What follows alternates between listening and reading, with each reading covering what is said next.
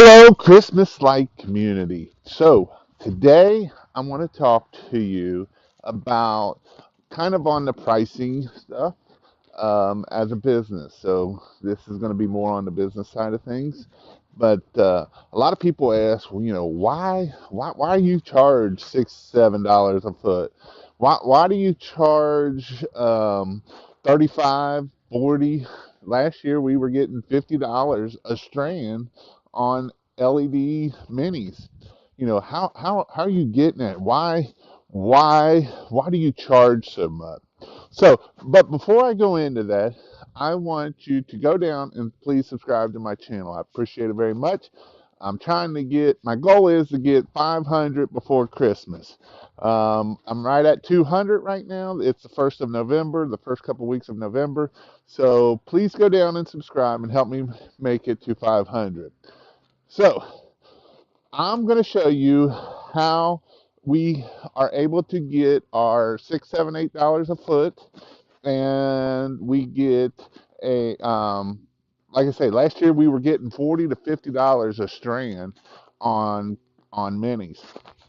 So what we include in our service are your lights are guaranteed to be on 24 hours a day, no matter what. No matter if we get rain, no matter if your kids are playing ball, all that kind of stuff. So, I'm going to show you some things here. What happens when you put Christmas lights up and they have kids? So, you can see right here, that is a soccer ball that a kid plays, or a basketball. This one was a soccer ball, but or it can be that. Is a light looks like crap. We got another one right down there. And you say, there's no way people are going to call you for that. Guarantee you, we've had 5 callbacks because of, I know personally of 3 of them was basketball. We had Garland on a fence on one. It was right behind the basketball goal.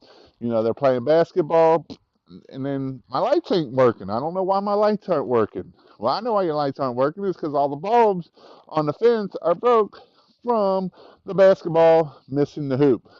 This is somebody kicking the ball over the house. That somebody happens to be my daughter, but it's still, this happens. Um, it happens all the time. Like I say, I can think of 5 instances of where a soccer ball, football, the UPS man walking up through the yard. So that house that had the basketball had 3 different service calls.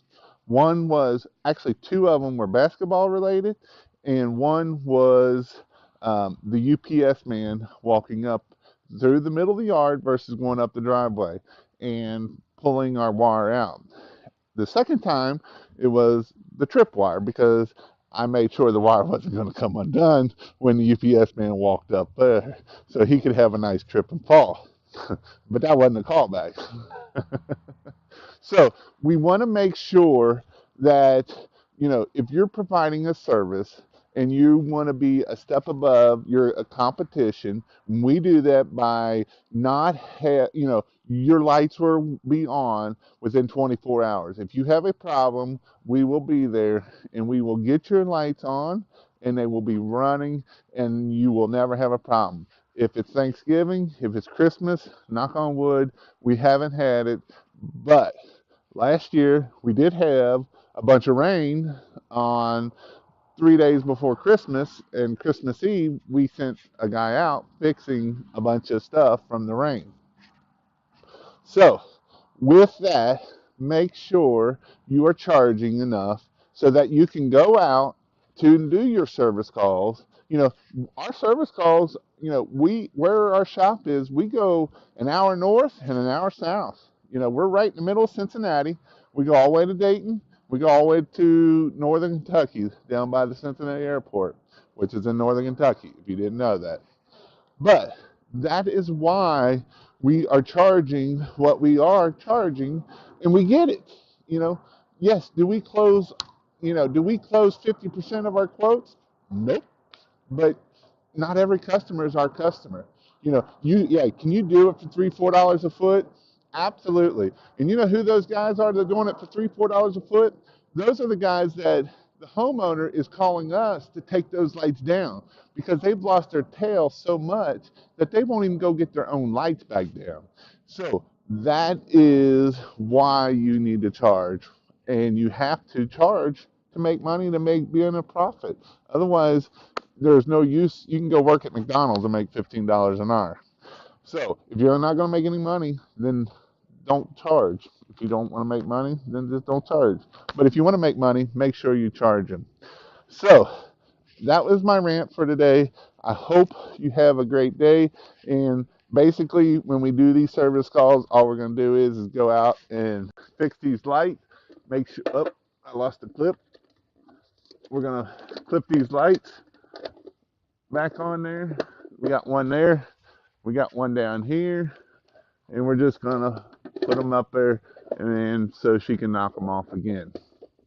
But it is your kid, so you get to do with that again. But hope you have a great day. If you'd like to learn about how to put Christmas lights up on a roof, check out this playlist and go watch some videos. Thank you and have a great day.